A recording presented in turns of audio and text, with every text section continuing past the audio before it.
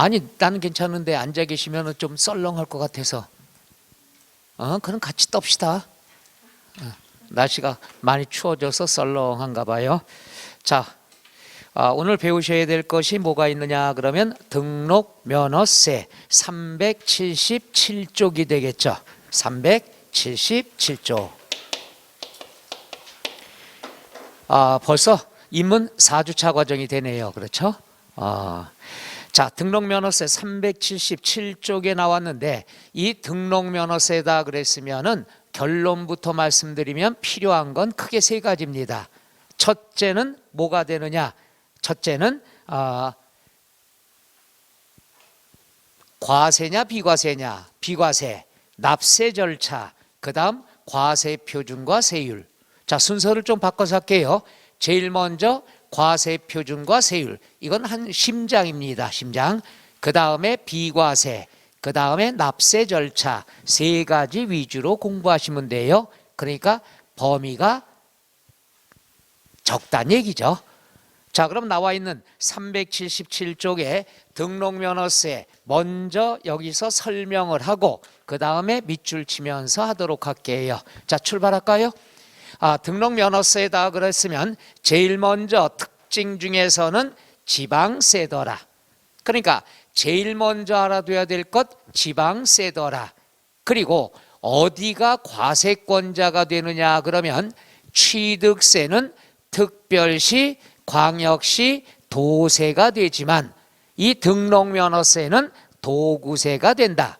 도구세라는 건 뭐냐 이거예요. 특별시에서는 구에서 걷어요. 구세. 광역시 구에서 걷어요. 그런데 경기도, 강원도, 도에서는 도에서 걷는다는 얘기죠. 그래서 도 지역에서는 도에서 걷는다. 도세.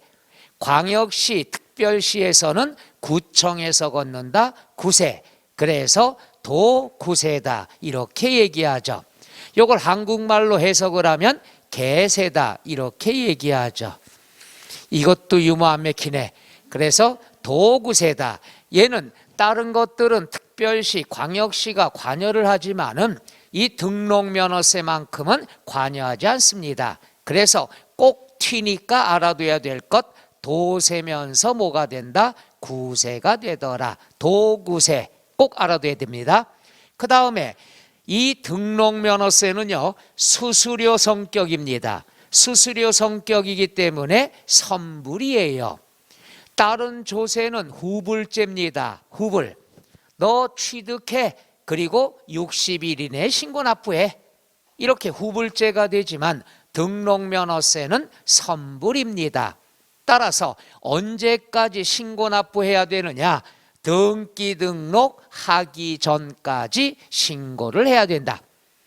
등기 등록하기 전까지라는 말하고 등기 등록 접수일까지 하고는 똑같은 얘기예요. 등기 등록 접수일까지, 등기 등록하기 전까지 똑같은 지문이 되는데 어떤 경우가 되느냐 이거죠. 나 내일 등기할 거야. 나 내일 등록할 거야. 그러면 언제? 등기 등록 접수일까지. 내일 할 거야. 내일까지. 나 이따 오후 2시에 갈 거야. 등기하러. 2시에 갈 거야. 가기 전까지. 내용이 똑같다는 얘기죠. 내일 할 거야. 접수일까지. 이따 갈 거야. 가기 전까지 신고 납부한다. 그래서 항상 돈을 내고 영수증 받아가지고 등기소에 영수증을 제출해야 된다. 그러니까 돈부터 내란 얘기죠. 그 다음에 수수료 성격이다. 이 말은 뭐냐? 수수료 성격이라는 건 공짜 제도가 있다 없다? 없어요. 여러분이 나중에 중개업을 합니다. 중개업하면 계약서 수수료 받겠죠? 그럼 수수료 공짜로 해줘요? 아니죠. 수수료는 공짜가 없다. 따라서 최저한세라고 그래서 6,000원이 안 돼도 얼마를 걷어야 된다? 6,000원을 걷는다. 그러니까 공짜 제도가 없어요. 우리가 지난주에 취득세에서 면세점이라는 걸 배웠죠. 취득가액이 얼마? 취득가액이 50만 원까지는 과세다, 면세다? 면세점. 그러니까 취득가액이 50만 원까지는 세금 안 내도 된다 이거야. 공짜 제도가 있어요. 그런데 등록면허세는 수수료야. 수수료니까 공짜가 없다. 그럼 최소한 6천 원이 안 돼도 얼마를 걷는다? 6천 원 걷는다는 얘기죠. 끝. 자, 이러한 것이 어디 나와 있는가 보죠. 377쪽에 보면은 등록면허세 총설 나와 있죠. 1번 의를 보면은 재산권과 그 밖의 권리 설정, 변경, 소멸에 관한 사항을 공부에, 여기서 말하는 공부는 등기부를 얘기합니다. 등기부에 등기 등록하는 경우에 밑줄 등기 등록하는 자 등에게 부과하는 지방세다. 이 등기 등록을 하는 자가 납세 의무자가 되겠죠. 내가 등기를 해. 그럼 등록면허세 내야 돼. 나 등기 안 할 거야. 낼 필요 없다는 얘기죠. 따라서 등기 등록하는 자에게 부과한다. 2번 성격은 다른 거 다 볼 거 없어요. 4번의 밑줄 물세다. 물건에 대한 세금이다. 그 다음 5번 밑줄 형식주의 과세다. 형식주의 과세. 다른 조세는 사실주의입니다만은 등록면허세는 형식주의다. 자, 그 다음에 6번 밑줄 수수료적 성격이 해당이 되더라. 그 다음에 2번에 과세권자와 납세 의무자가 나왔는데요. 과세권자다 그랬으면은 박스 맨 위에 나왔죠. 납세지 관할 동그라미 도, 동그라미 구. 그러니까 도와 구에서 과세를 한다. 그래서 도구세다. 이런 얘기를 쓰죠. 그 다음에 제주도다 그러면 제주특별자치도. 그 다음 세종시다. 세종특별자치시. 자치시나 자치도는 뭐 당연히 거기에서 권한이 있는 거니까 얘는 공부 안 해도 돼요. 등록면허세는 도세면서 뭐가 된다? 구세가 된다. 그 다음에 납세지 두 번째 줄. 이건 이따가 화면으로 또 하겠지만 알아둘 때 납세지는 어디가 되느냐? 부동산이 있는 곳, 부동산 소재지. 밑줄 쳐야죠. 소재지. 그 다음에 같은 등록에 관계되는 재산이 요겁니다. 요거는 보세요. 내가 땅을 샀는데 일부가 어디에 돼 있느냐? 남양주시. 일부가 서울에 돼 있다.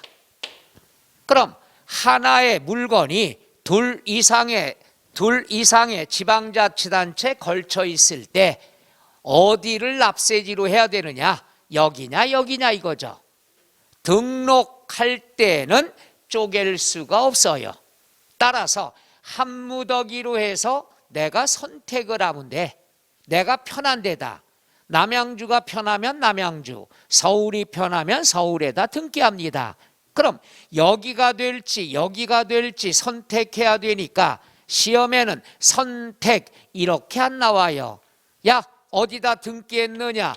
등록, 관청, 소재지가 답이 된다. 물론 이거는 내가 선택할 수 있다는 얘기죠. 여기가 편하냐? 그래서 같은 등록에 관계되는 재산이 둘 이상의 지방자치단체에 걸쳐 있어 등록면허세를 지방자치단체별로 부과할 수 없을 때는 밑줄 어디가 된다? 등록, 관청, 소재지가 된다. 그게 이제 시험에 가끔 나오는 지문이 되겠죠. 그 다음에 납세 의무자가 나오는데 납세 의무자는요. 여기 보도록 하죠. 등기 등록을 하는 자, 등기 등록하는 자, 다시 말해서 등기 권리자가 되겠죠. 요것도 요번 시험에 출제가 된 지문들입니다. 나올 게 뻔해요. 뭐냐? 저당권이다 그러면 누가 할 수 있죠? 저당권자. 저당권자가 누구를 얘기하죠? 채권자나 은행을 얘기하죠. 그 다음에 지역권자, 지역권에는 요역지와 승역지가 있죠. 승역지는 세법에서 인정을 안 해. 따라서 항상 누가 되느냐? 요역지 소유자. 요역지 승역지 배우셨나? 내 땅이 요역지고 남의 땅인데 승낙받아 쓴다 그래서 승역지라고 그래요. 승역지는 승낙받아 쓰는 남의 땅. 남의 땅은 내가 신경 쓸 필요 있다 없다? 없다. 그래서 요역지 해당만 됩니다. 그 다음에 전세권은 전세권자. 전세권자가 시험에 이번에 나왔던 지문이죠. 이거 뭐 상식이에요. 보세요. 갑이라는 사람이 건물이 있어. 을이라는 사람이 전세 세입자로 들어왔어. 1억에. 그럼 1억의 보증금을 보호받아야 되겠죠. 그럼 세입자가 전세 보증금을 보호받기 위해서 해야 된 절차가 뭐가 있죠? 확정일자를 받든가 또는 전세권 설정 등기를 해야 되겠죠. 그럼 전세권 설정은 갑이에요, 을이에요? 이게 시험 문제야. 이게 몇 년 동안 2번 나왔어요. 전세권자는 갑이냐 을이냐, 이게 시험 문제야. 얼마나 간단해. 누구예요? 건물주인은 전세권 설정할 필요 없잖아. 세입자가 하는 거지. 자기 돈 때문에. 그래서 전세권자가 누가 된다? 을이 된다. 이게 시험 지문이에요. 이건 세법을 모르더라도 전세 살아본 사람들은 다 할 거란 얘기지. 해서 전세권자는 세입자가 된다. 여기서 누가 됩니까? 을이 된다는 얘기죠. 말 이해가시나?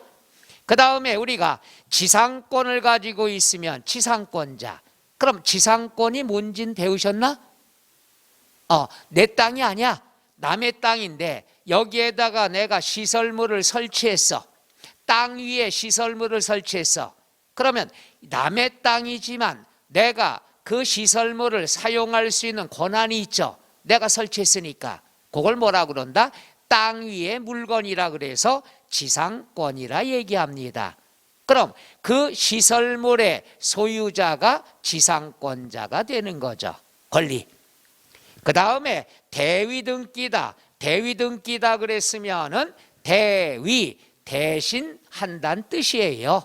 그러니까 등기를 대신하는 것을 뭐라 그런다? 대위등기라 한다. 나중에 등기법에서 또는 민법에서 많이 배울 거예요. 세법은 간단합니다. 다시 한번 해볼게요.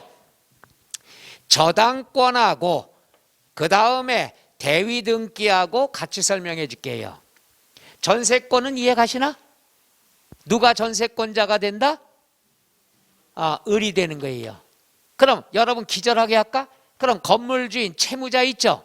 요 사람을 전세권 설정자라는 용어를 씁니다. 전세권자, 설정자. 근데 세법은 그냥 전세권자만 알아두시면 돼요. 자, 한번 해볼게요. 갑이라는 사람이 상가 건물이 있는데 은행에서 7억의 대출을 받았어. 그럼 은행에서는 돈을 빌려줬으니까 채권자죠. 그럼 빌려준 돈을 보호받아야 되겠죠.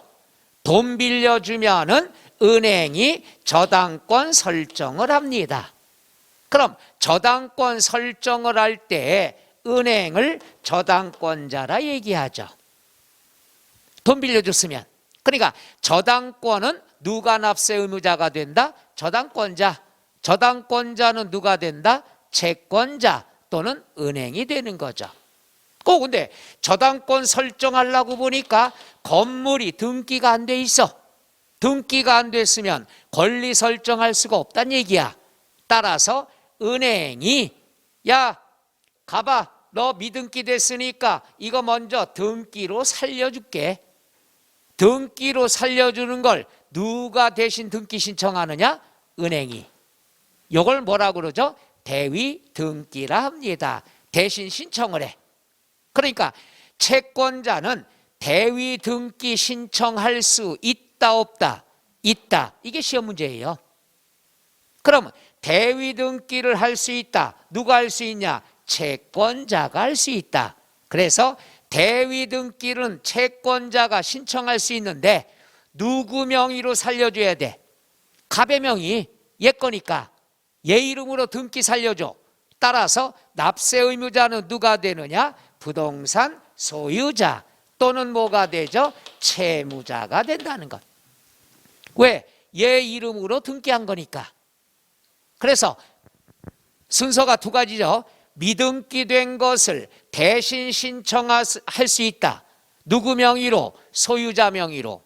그럼 납세 의무자 누가 된다? 소유자가 돼요. 그 다음 두 번째, 그럼 등기가 됐으면 저당권 설정할 수 있죠. 누가 할 수 있다? 저당권자. 저당권자는 누가 된다? 채권자 또는 은행이 된다는 얘기죠. 두 가지 이해가시나? 그럼 대위 등기는 시험에 두 가지만 하시면 돼. 뭐냐? 은행은 대위 등기 신청할 수 있다 없다? 있다. 있다 없다 이렇게 나오는 거야. 그 다음에 그러면 등기 신청을 받은 등기 부서, 등기관서장은 소유자에게 지체 없이 통보를 해줘야 돼요. 야, 은행이 네 걸로 해서 대위등기 신청했다. 그 사실을 통보해야 됩니다. 끝. 그럼 시험에 두 가지가 뭐냐? 은행은 대위등기 할 수 있다 없다? 있다. 그 다음에 소유자에게 이 사실을 통보한다 안 한다? 한다. 두 가지가 시험에 나오는 거예요. 이게 대위등기. 그 다음에 전세권 됐고요. 지역권은 요역지 소유자. 요게 납세 의무자 다예요. 얘만 알면 돼. 그럼 자, 교재 나와 있는 거 복습해 볼게요. 자, 2번 박스 납세 의무자 원칙 등기 등록하는 자, 등기 명의자, 외관상의 관리자. 동그라미 1번 밑줄 저당권은 저당권자 누가 된다고 그랬죠? 채권자 또는 은행. 2번 전세권, 임차권, 전세권자, 임차권자, 임차인, 세입자가 되죠. 여기서 한 가지 알아두셔요. 우리가 전세권은 전세를 뜻합니다. 임차권은 월세를 뜻합니다. 이걸 구별할 수 있어야 돼요.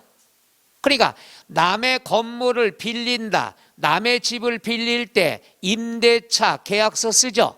임대차 계약 조건은 전세와 월세가 있어요.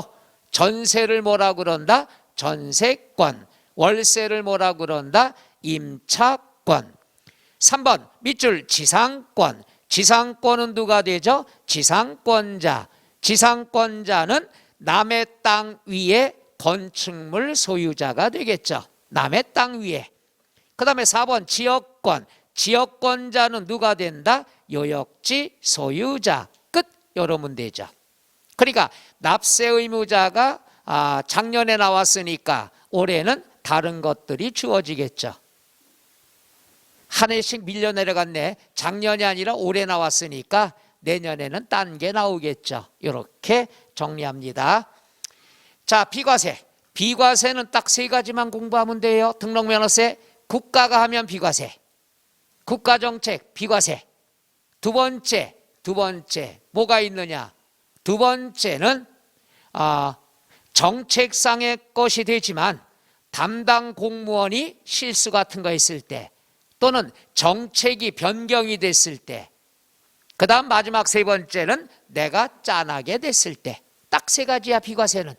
그럼 볼게요. 첫째, 자, 국가 등에 대한 비과세, 국가. 그 다음에 행정구역 변경, 주민등록번호의 변경, 계량 단위 변경, 이런 것들이 있죠. 예를 들면은 뭐 지금 집원 주소가 도로명 주소로 변경이 됐죠. 요거 정책의 변경이죠. 세금 낼 필요 없어요. 또 담당 공무원이 실수를 했어. 내 이름이 전훈인데 저놈 이렇게 써요. 담당 공무원이 잘못했죠? 변경 등기할 때 나는 낼 필요 있다 없다? 없다. 그 다음에 세 번째는 회사 정리. 내가 망했어. 짠해 안 짠해? 짠하니까 비과세. 그 다음에 묘지. 너무너무 짠해. 추운데 누워있으니까. 묘지는 과세 비과세 비과세. 끝. 요 정도 하시면 돼요. 너무 간단하죠? 가끔 나와요. 해서 국가가 하는 등기 비과세, 회사 정리, 그 다음 특별 청산 망했어, 짠하니까 비과세. 정책이 변경이 됐다, 담당 공무원 착오가 됐다, 비과세가 되고, 그 다음에 묘지 진짜 짠하니까 비과세. 딱 세 가지예요. 국가가 하는 등기 등록, 그 다음에 정책의 변경, 담당 공무원 착오, 그 다음 짠하게 됐을 때 회사가 망했다, 묘지, 이런 것들이 되겠죠. 묘지가 가끔 주어집니다. 자, 그러면 교재 나와 있는 것 보죠. 3번의 비과세 보면 첫째, 국가 등이라는 건 국가, 지방자치단체 쭉쭉쭉쭉 해서 자기를 위하여 받는 등록 또는 면허. 국가가 하는 등록, 과세, 비과세, 비과세. 기타의 1번 밑줄, 회사 정리, 특별 청산, 짠하니까 비과세, 망했어요. 2번 밑줄, 행정구역의 변경, 그 다음 두 번째 줄, 담당 공무원의 착오, 이런 것들은 고칠 때는 세금 낼 필요 있다 없다? 없다. 그 다음에 3번 동그라미 묘지, 짠하니까 뭐가 된다? 비과세가 된다는 것. 요거 알아두시면 되겠죠. 자, 그 다음에 이제 과세 표준이 나오는데요. 과세 표준은 두 가지로 공부합니다. 하나는 취득세와 똑같아요. 그래서 여기 교재에서는 박스에 나왔는데 간단하게 정리할게요. 자, 과세 표준은 등기 등록 당시에 가액이 된다. 등기 등록 당시에 가액대로 신고하면 돼. 근데 신고를 안 하면은 어떤 금액으로 계산이 된다? 시가 표준액. 들어본 것 같아요? 신고를 안 하거나 시가 표준액에 미달하면 뭘 적용한다? 시가 표준액. 그러나 사실상의 취득가액으로 처리하는 건 6개 배웠죠. 뭐뭐 배웠어? 국, 수, 공, 판, 장하고 법률에 검증이 된 것. 요거는 취득세와 똑같습니다. 그래서 여기까지는 취득세와 똑같아. 그래서 대부분이 취득세에서 많이 나옵니다. 등록면허세는 가끔 나와요. 가끔. 왜 얘를 갖다 취득세로 양보했느냐? 등록면허세만 쓰는 과세표준이 따로 있어요. 그걸 배우는 게 포인트가 되겠죠. 자, 378쪽에 과세표준 복습, 원칙, 신고한 가액, 시가표준액 1번, 신고가 없거나 시가표준액보다 적은 경우에는 뭘 적용한다? 시가표준액. 사실상의 취득가액은 박스를 보면 더 어려워요. 어려우니까 6개를 맨 위에 빈칸에 써놔도 되죠. 6개가 뭐뭐 있어요? 국, 수, 공, 판, 장, 법률. 이 6가지는 사실상의 취득가액이 돼야 된다. 그 다음 나와 있는 것, 박스 밑에 1번 보세요. 등록 당시에 자산재 평가 밑줄, 감가상각 등의 사유로 밑줄 가액이 달라진 경우다. 자, 요것도 여러 번 나왔는데요. 이거예요. 세법은 이거 알아두면 돼. 세법이라는 것은 변경이 됐다. 변경이 됐으면은 과거의 거는 신경 안 써. 앞으로는 변경된 것만 적용이 됩니다. 이 말은 뭐냐? 세법이 개정이 됐다. 그럼 개정됐으면 개정되기 전까지는 신경 안 써. 앞으로는 전진법이야. 개정된 것만 적용한다. 이 말은 뭐냐? 이거예요. 감가상각이라는 말이 나오는데 가치가 줄어들어서 없어진 걸 감가상각이라고 그래. 가치가 떨어진 거야. 이 칠판 처음 살 때 100만 원이었어. 그럼 100만 원짜리야. 근데 1년 지나고 나니까 10만 원이 가치가 떨어져 낡아가지고 지금 90만 원짜리야. 가액이 달라졌죠. 그럼 앞으로 얘는 100만 원짜리라고 적용을 해? 90만 원짜리라고 적용해? 90만 원. 과거는 필요 없는 거예요. 따라서 가액이 달라졌으면 앞으로는 달라진 금액이 되는 거죠. 또 자산 재평가라는 게 있어요. 재평가다 그랬으면은 상식적으로 이거 한번 따져볼까요? 뜻을. 감가상각이라는 건 가치가 줄어드는 거야. 근데 재평가라는 것은 뭘 뜻할까? 상식적으로 재평가하면 좋아져요, 나빠져요? 좋아진 거가 되겠죠. 뭐 예를 들어서 예전에는 요게 100만 원짜리야. 근데 이 신기술이 더 이상 좋은 기술이 없기 때문에 이게 지금 다시 보면은 150만 원의 가치가 있다 이거야. 또는 뭐 이게 생산을 그만뒀어. 좋은데 희귀성 때문에 100만 원짜리인데 150만 원으로 달라졌다. 그럼 얘는 앞으로 100만 원짜리야, 150만 원짜리야? 150만 원짜리. 달라진 금액. 그래서 자산 재평가나 감가상각 등의 사유로 인해서 가액이 달라졌으면 달라진 금액을 적용한다. 변경이 됐으면, 시험에 이게 많이 나와요. 변경이 됐으면 변경 전 가액이냐 변경 후 가액이냐, 이게 시험에 많이 나와요.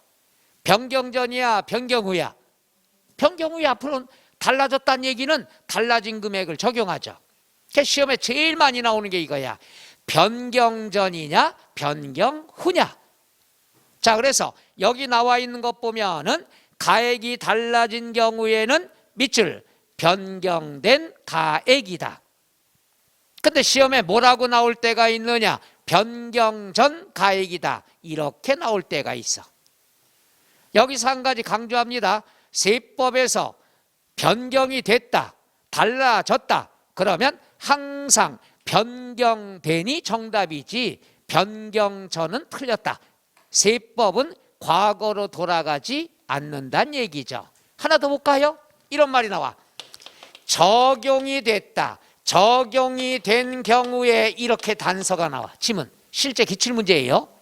적용이 된 경우에는 적용 전의 금액이다, 적용된 금액이다, 둘 중에 답을 찾는 거야. 그럼 적용 전일까 적용된일까?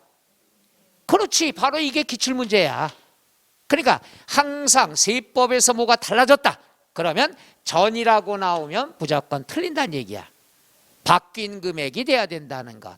이거 뭐 상식선에서 접근해도 되겠죠. 달라졌으면 달라진 금액이 된다는 것. 그 다음에 동그라미 2번. 동그라미 2번은 먼저 칠판으로 해보는데 이거 볼게요. 자, 채권 금액이다. 이 경우는 뭐냐? 그림 그려볼게요. 갑이라는 사람이 건물이 10억짜리가 있어. 근데 은행에서 대출을 7억을 받았어. 그럼 은행이 저당권 설정해야 되겠죠.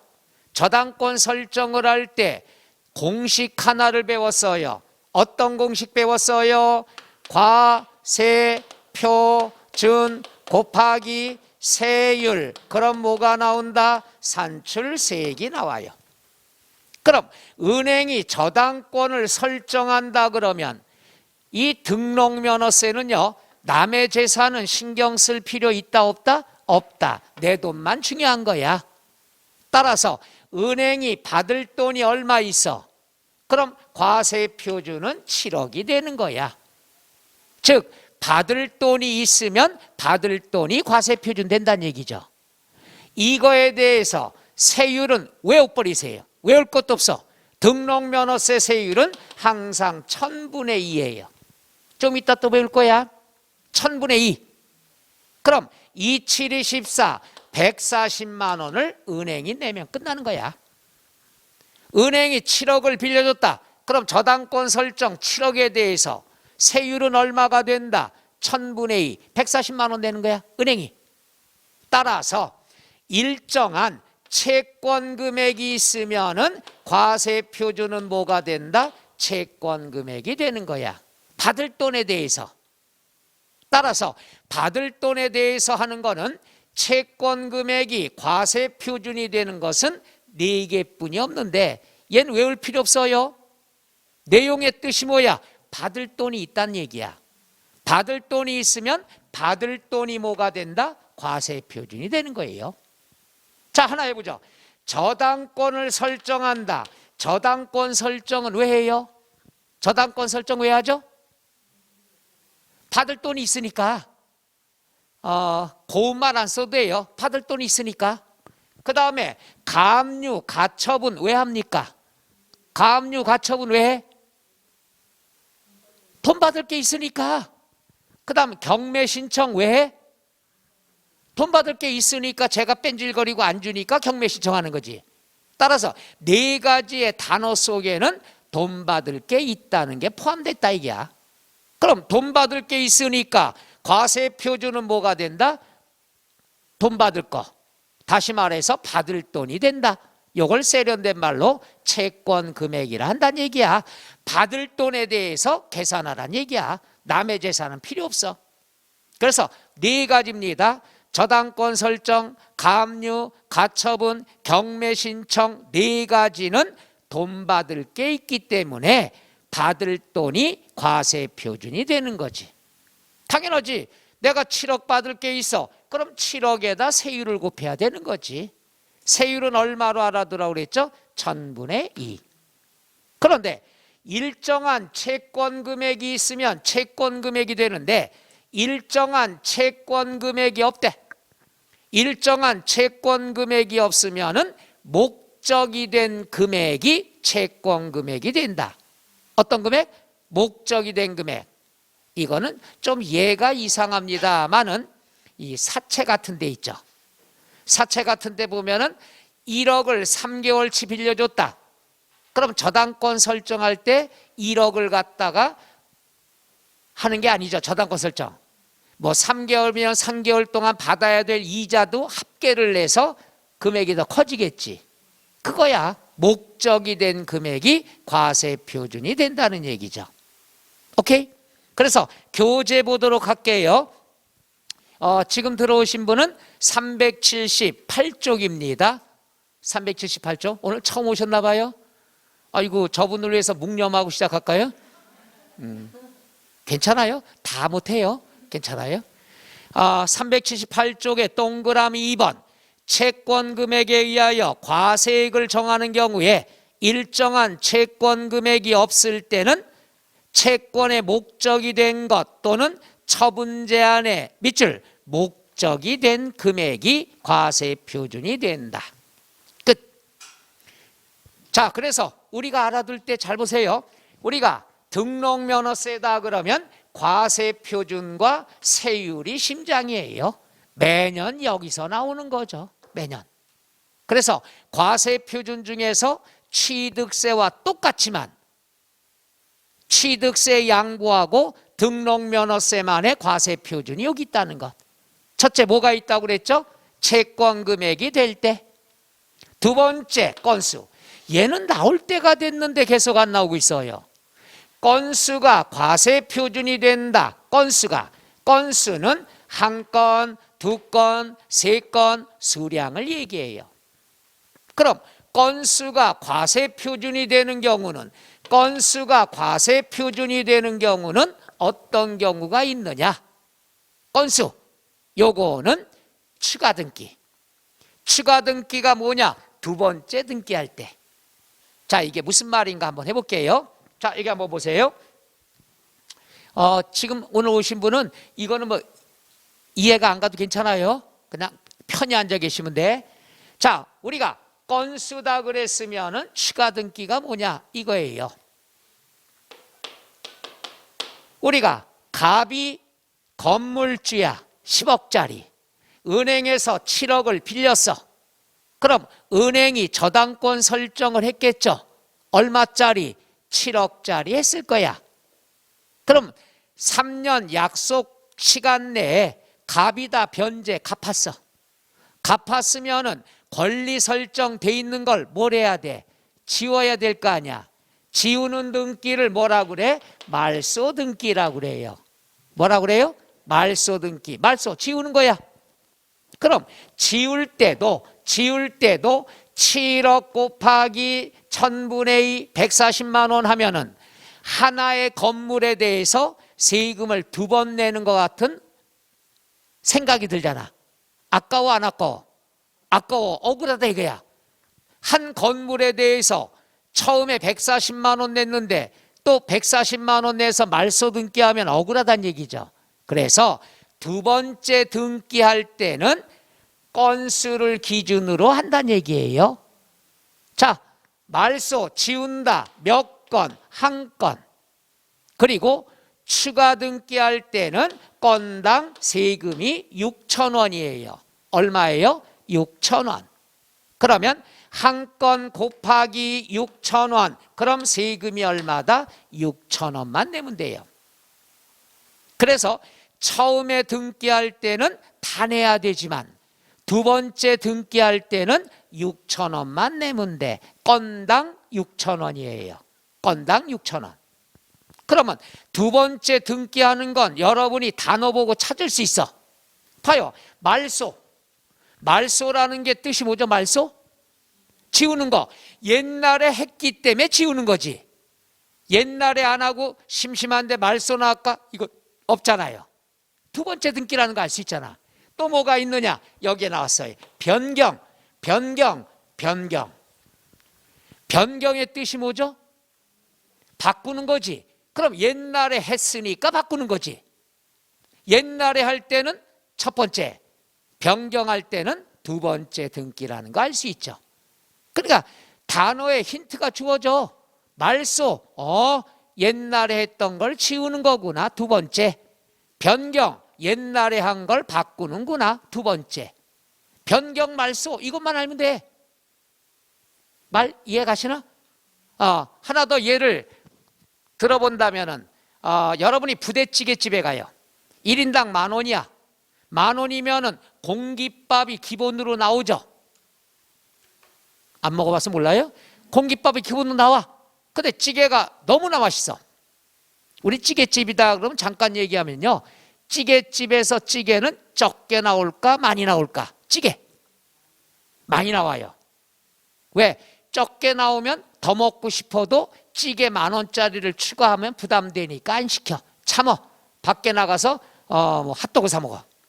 근데 찌개를 넉넉히 주면 모자란다 싶으면 공깃밥 추가는 1,000원이니까 부담 없이 공깃밥을 시킬 수가 있다는 얘기죠. 그래서 작전상 찌개는 많이 준답니다. 그러면 우리가 10,000원짜리 찌개 시켰어. 공깃밥 나왔어. 막 먹다 보니 맛있어. 그럼 조금 모자란 듯 싶으면 어떡하죠? 공깃밥 추가를 하죠. 그럼 공깃밥 추가는 몇 번째 공깃밥이에요? 두 번째. 두 번째인데 또 똑같이 10,000원 내면 억울하잖아. 그래서 두 번째 할 때는 얼마만 내면 돼? 1,000원만 내면 된다는 얘기지. 그게 공깃밥 추가 1,000원. 그러나 추가 등기는 한 건당 얼마라고 그랬죠? 6,000원이 된다는 것. 그래서 공깃밥은 1,000원, 추가 등기는 6,000원이 된다. 끝. 이렇게 공부하시면 돼. 그러니까 외울 필요가 전혀 없어. 건수, 건당 6,000원이라는 건 추가 등기를 얘기하더라. 끝. 이러면 되죠.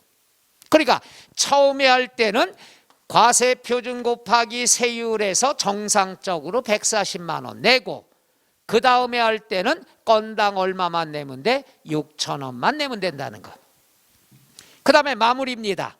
기타, 이게 시험의 단골맨이죠.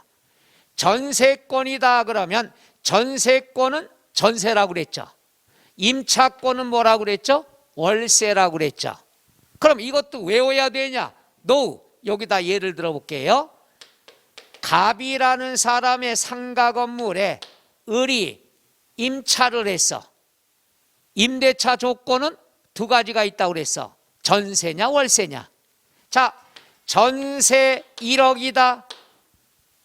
그러면 세입자는 전세니까 1억의 보증금을 보호받아야 되겠죠.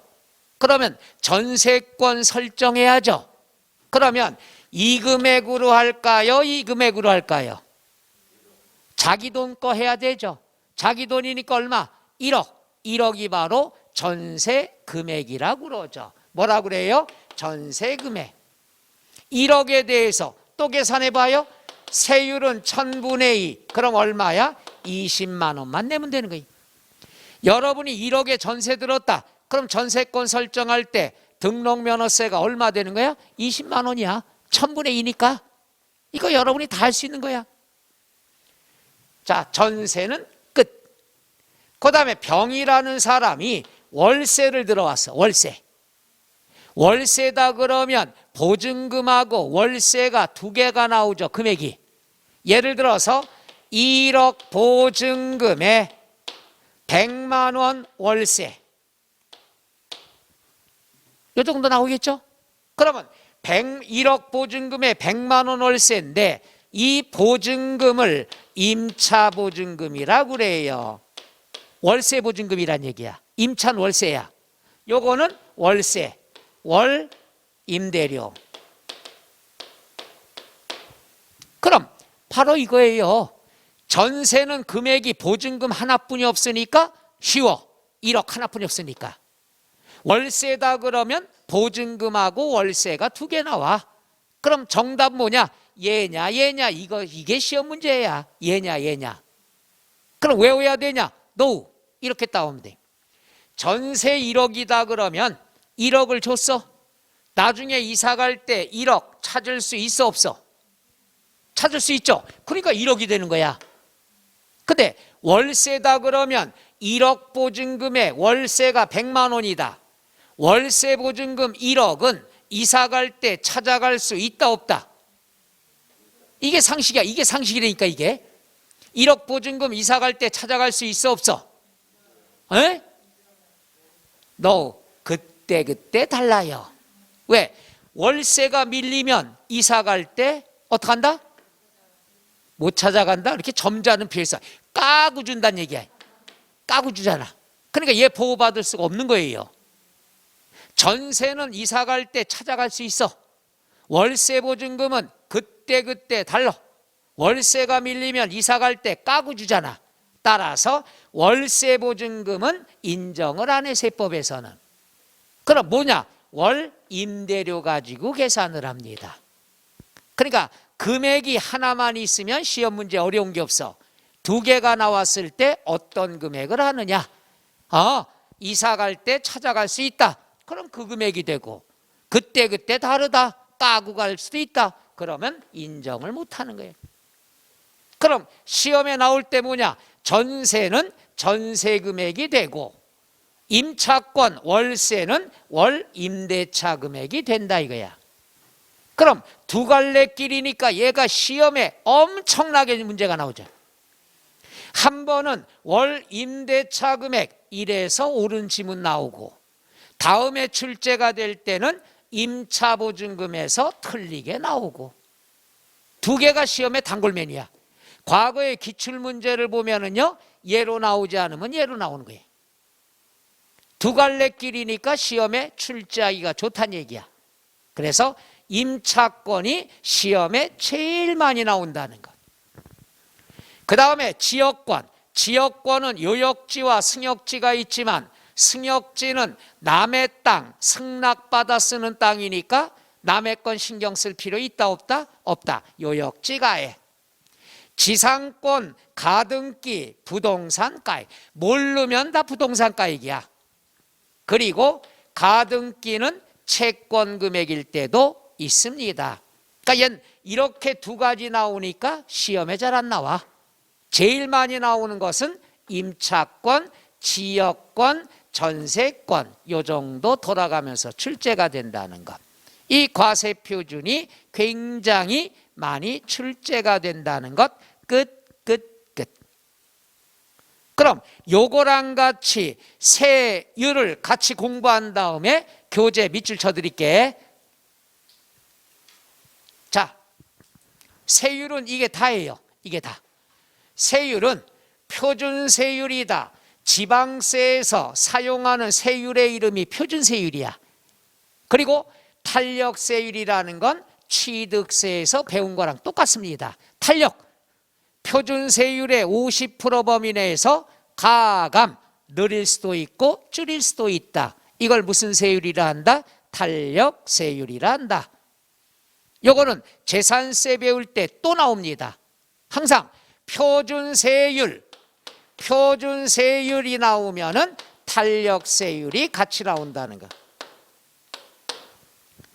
그 다음에 이제 금방 배웠죠. 권리. 전세권, 임차권, 가등기 다 세율이 뭐라고 그랬죠? 1000분의 2. 아까 1000분의 2 했잖아.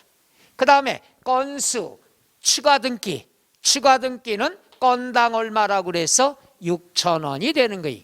건당 얼마가 된다? 6,000원이 돼요. 이 두 가지가 포인트야. 그럼 나머지 소유권, 보존등기, 이전등기는 뭐냐? 이거는 전 시간에 배웠던 취득세 표준세율 있죠? 여기서 이제 어려운 거 배우는데 이거는 여러분 오늘 알면은 기절하니까 일단은 1000분의 2 권리, 그 다음 건수는 건당 얼마다? 6,000원. 두 가지만 알아두시면 됩니다. 나머지는 1월 달에 자세히 설명 들어갑니다. 자, 이제 여러분 교재 378쪽에 5번 세율, 양괄호 1번 부동산 등기의 표준세율 나와 있죠. 여기에서 소유권이라고 나온 건 체크. 소유권. 요것은 1월 달에 배울 겁니다. 그럼 밑에 거 중요합니다. 밑줄 지상권. 과세 표준은 뭐가 되죠? 부동산가액. 세율은 0.2%. 옆에다 써놓을까요? 밑에다? 1000분의 2 같이 공부합니다. 시험에는 퍼센트보다는 분수로 많이 나옵니다. 그 다음에 가등기는 부동산 가액이 될 때도 있고 채권 금액 될 때도 있어. 그러나 세율은 똑같습니다. 0.2%, 1000분의 2. 그 다음에 밑줄 지역권. 지역권은 과세 표준이 뭐가 된다? 여역지 가액의 0.2%. 전세권은 전세 금액에 대해서 0.2%. 임차권은 월 임대차 금액에 대해서 0.2%.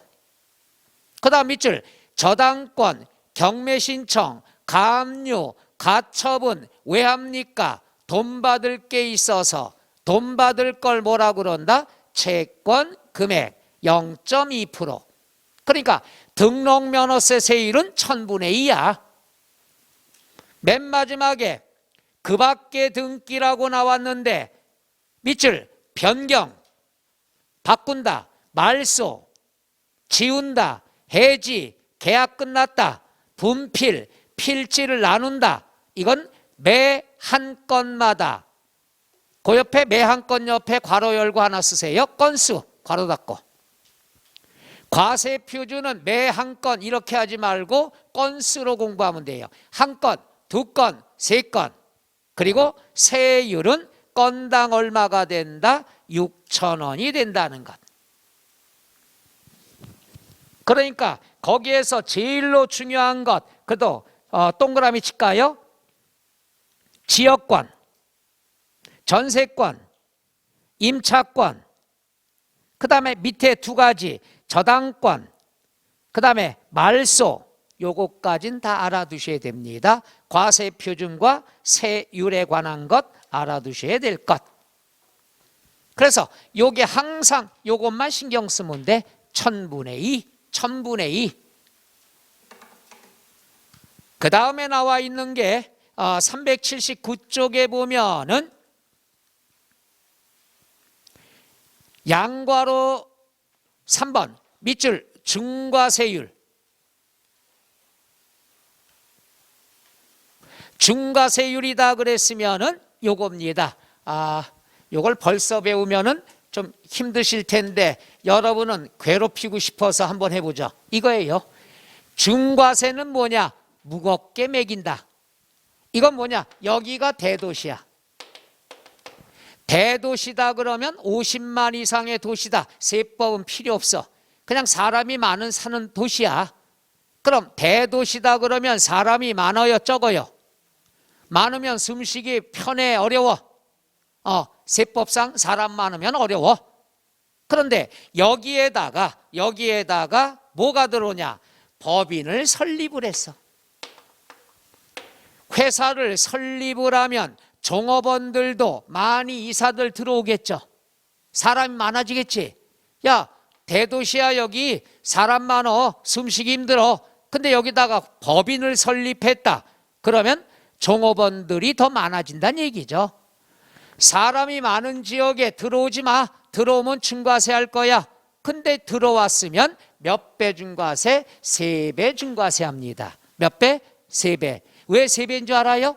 대도시니까. 이건 나중에 1월 달에 자세히 요령 가르쳐 주는데 편하게 봐. 대도시니까 3배 중과세 하는 거야. 3글자니까. 또 원래는 대도시 밖에 본점이 있었어. 대도시 안으로 전입 들어왔어. 전입 들어온 거죠. 그럼 대도시 바깥에서 대도시 안으로 전입 들어오면은 설립된 거나 똑같아. 없던 게 생겼어. 야, 들어오지 마. 여기 사람 많어. 근데도 들어오면은 중과세 한다. 몇 배 중과세 한다? 3배. 왜? 3글자니까. 그러니까 등록면허세 중과세라는 건 3배뿐이 없는데 어떤 경우에 일어나냐? 딱 2가지. 대도시 안에 없던 회사를 설립하거나 대도시 밖에 있던 게 대도시 안으로 전입 들어왔으면은 새로 생긴 거랑 똑같다는 얘기죠. 사람이 많은데 회사가 설립되면 사람이 더 많아지죠. 그럼 들어오지 마. 들어오면 중과세 할래. 몇 배 중과세라고 그랬죠? 3배. 자, 교재 한번 보죠. 3번 중과세율 해당 부동산 법인 등기에 동그라미 치세요. 몇 배? 3배. 1번 동그라미 대도시 괄호 건너뜁니다. 대도시에서 밑줄 법인 설립 지점 분사무소 설치. 2번 동그라미 대도시 밑줄 밖에 있는 법인의 본점을 대도시로의 전입에 따른 거. 그러니까 법인을 설립하거나 대도시 밖에서 대도시 안으로 전입 들어왔다는 건 사람이 많아진다는 얘기죠. 사람이 많아지면은 중과세 몇 배를 한다? 3배. 끝. 이렇게 공부하면 되겠죠. 그런데 거기는 안 써 있지만 중과 1월 달에 배울 겁니다. 안 써도 돼요. 중과 대상에서 제외되는 업종이 있어. 이건 대도시에 법인을 설립해도 중과세 안 해. 결론 얘기하죠. 서민들이 필요로 하는 업종. 하나만 공부해요. 병원, 은행. 병원이다 그러면 뭐야? 서민들이 이용하려면 가까운 데 있어야지 편하겠죠. 그래서 병원 같은 경우는 대도시 안에 설립해도 중과세 한다 안 한다? 안 한다. 끝. 안 해도 되는데 다 쓰려고? 괜찮아 이제. 1월 달에 기본세 받으면 거기도 다 쓰면 되지 뭐. 그 다음에 마지막으로 부가징수 나와 있어요. 부가징수다 그랬으면은 하나만 공부합니다. 박스의 원칙. 이건 아까 배웠습니다. 선불이라고 그랬죠. 언제까지? 등록 전까지. 등기 등록 신청서를 접수하는 날까지. 아까 배운 거 선불입니다. 예외라고 나온 건 취득세에서 배운 거예요. 오늘 빼버리고요. 그 다음에 박스 2번째 동그라미 신고의제. 얘가 시험의 단골맨이에요. 자, 여기 봅니다. 이거예요.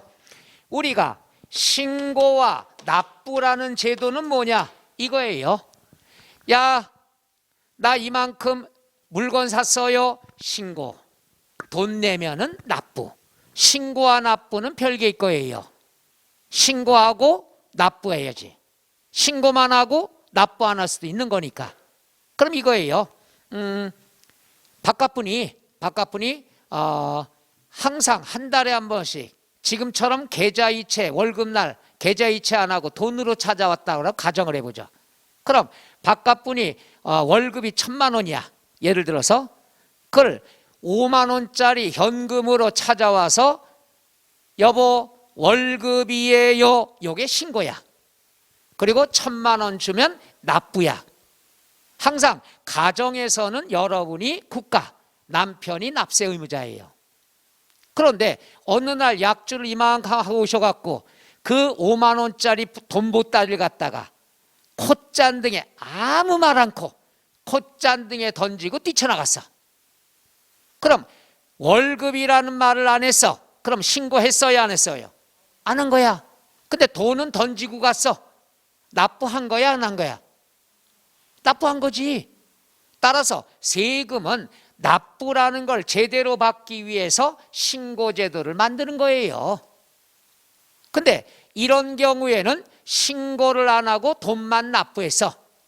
그럼 목적 달성됐죠? 그러면 신고 안 했어도 신고한 것으로 간주를 합니다. 용서해 준다는 얘기야. 남편이 아무 말도 안 하고 돈보따리 콧잔등에 던지고 뛰쳐나가면 용서해 안 해? 하지. 그리고 코피 터지면서도 밤새 돈 쉬고 있는 거야. 얼마나 무서운 모습이겠어? 이게 시험에 또 곧잘 나와요. 이게 신고 의제라는 거야. 신고한 걸로 간주한다. 볼게요. 신고 의무를 다하지 아니한 경우에도 산출세액을 등록하기 전까지 납부했을 때는 밑줄 신고를 하고 납부한 것으로 본다. 따라서 가산세는 징수하지 않습니다. 용서한다는 얘기예요. 이게 신고 의제라고 한다는 것. 시험에 여러 번 나왔습니다. 말뜻 이해 가시나? 그래서 돈만 내면 다 용서하겠다는 얘기예요. 요게 시험의 단골 메뉴. 그 다음에 양과로 2번은 다 했던 거고, 양과로 3번 부가세는 신경 쓰지 마세요. 거기까지만 제일 중요한 것. 다시 한번 얘기합니다. 등록면허세는요, 제일 먼저 과세표준과 세율, 그 다음에 비과세, 그 다음에 납세 절차, 납부 절차, 요것만 달달달달 하면 그 안에서 문제가 나오죠. 두 문제가 나와도 이 안에서, 한 문제가 나와도 요 안에서 출제가 됩니다. 해서 등록면허세는 여러분이 좀 고득점 해야 되지 않겠느냐. 그리고 그 다음 380쪽에 재산세 나오는 건 좀 이따 하고요. 어제 합격자 발표 나왔죠? 구제를 너무 많이 해줬어. 구제를 너무 많이 해줘가지고 4문제나 구제를 했어요. 1차 2문제, 2차 2문제. 그래서 어제 아침부터 전화 오고 난리가 났어요. 저한테. 한 문제 때문에 떨어진다고 걱정을 했었는데 이제 거꾸로 한 문제가 더 남았대요. 좋아가지고. 그러니까 한 달 동안을 떨어진 줄 알고 살았어요. 얼마나 살았겠어. 자다가도 욱욱대지. 근데 어제 천국을 간 거예요. 1년이라는 시간을 갖다 버린 거죠. 좋아가지고 난리가 났어. 거기다가 또 좋은 게 뭐냐. 내 놀란 게 추세가 앞으로 그렇게 될 거예요. 동차 합격수가 많이 늘어났어. 그러니까 사람들이 PT 공부한다는 얘기야. 왜? 앞으로 상대평가고 어렵게 나온다 하니까는 올해 빨리 붙어야 되겠지 하고 1차, 2차를 같이 합격한 사람이 꽤 많습니다. 2차만 봐서 합격한 사람보다 거의 더 많을 거예요. 참 대단한 거예요. 대단한 거. 그리고 이건 앞으로를 마찬가지 내년도 그럴 겁니다. 동차 합격이 좀 많아지지 않겠느냐. 그만큼 피 튀기지 않겠느냐. 이제는 막다른 길. 그 다음에 여자 남자 한번 이 성비결하면 좀 나쁜 건데 잠깐 얘기할게요. 응시 인원은 남자분이 더 많아. 근데 합격자 수는 여자분이 더 많아. 여자분이 독하다는 얘기예요. 독하다는 얘기예요. 그래서 옛날에는 동차 합격하기가 많이 힘들었어. 왜? 사람들이 여유를 부렸기 때문에. 근데 올해는 확 달라졌어요. 동차 합격이 늘었다는 것은 진짜 독하게 공부한다는 얘기예요.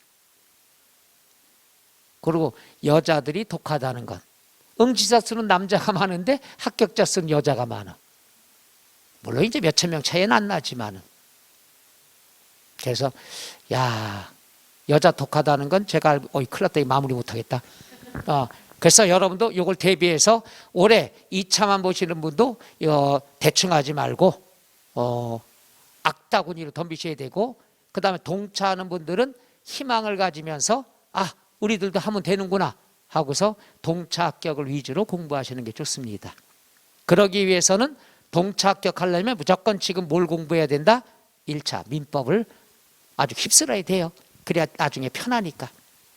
2차만 공부하시는 분이다. 그럼 공법, 중개사법, 그 다음에 등기법, 여기에 신경을 써야 되고, 세법은 뭐 공부하라고 해도 안 할 테니까 그건 제가 끝까지 가면서 해드리면 되고. 자, 해서 등록면허세다 그랬으면은 여기까지 하고, 재산세는 10분 가셨다 할까요? 예.